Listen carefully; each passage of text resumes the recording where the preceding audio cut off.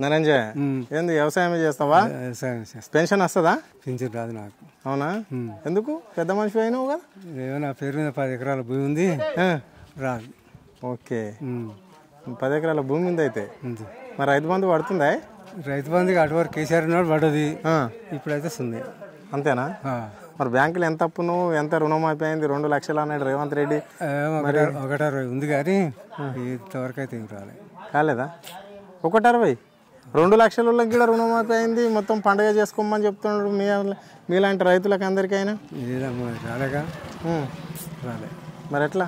కాకపోతే ఏంది పరిస్థితి? ఇక అప్పుడు ఉబ్బుకుంటా ఓట్లు వేసారు, అడుగులకి ఇస్తానంటే హామీలు జనం కూడా ఆశపడరు. ఆశపడ్డానికి అటు పెట్టిండు పంగనామాలా? అంతేనా? అంతే, ఇంకేం మరి. మరి ఏందే మరి 6 పథకాలు అమలు అయినట్లు అన్నా మీ ఊళ్ళో? ఏది కాలే. ఏది కాలేదంటే ఏదేదో అయిందో నాకు కూడా కాలే. ప్రభుత్వం ఎట్లా మరి ఎట్లున్నది? పోయిన ప్రభుత్వానికి ఈ ప్రభుత్వానికి తేడేమది నువ్వు చూసిన కాడికి? అమ్మమ్మ కేసీఆర్ ప్రభుత్వం ఇక మళ్ళీ చూడలేము. మళ్ళీ చూడలేరా కేసీఆర్ ప్రభుత్వం? ఏం చూస్తారు కానీ అమ్మమ్మ అంతా పని చేసేవాడు లేడు.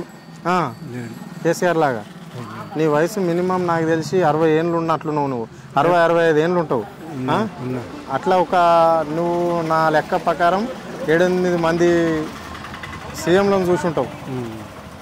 చూసినాం కానీ అప్పుడు ఏమైనా అది రామారావు తర్వాత కేసీఆర్ బందోబస్తు అంత కతిమూల అవుతాను. కేసీఆర్ ప్రభుత్వం బాగుండేనా?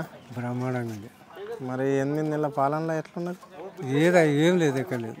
నీళ్ళు గీడ లేవా? మంచినీళ్ళు మా ఊళ్ళో కొంతమందికి వస్తాయి, కొంతమంది రావు. అది మంచినీళ్ళది ఇక్కడ పని చేసినప్పుడు మంచిగా చేయలేదు. అది తేడా కేసీఆర్ పంపించిండు కానీ ఇక్కడ పని చేసిన వాళ్ళు మంచిగా చేయాలి. కొంతమందికి వస్తాయి, కొంతమంది రావు. అంతేనా? మరి రేవంత్ రెడ్డి రైతుల ప్రభుత్వం ఇది రైతులకు మంచిగా చేస్తున్నాం మేము అంటున్నాడు. దానికి ఏం చేస్తాడు ఆయన?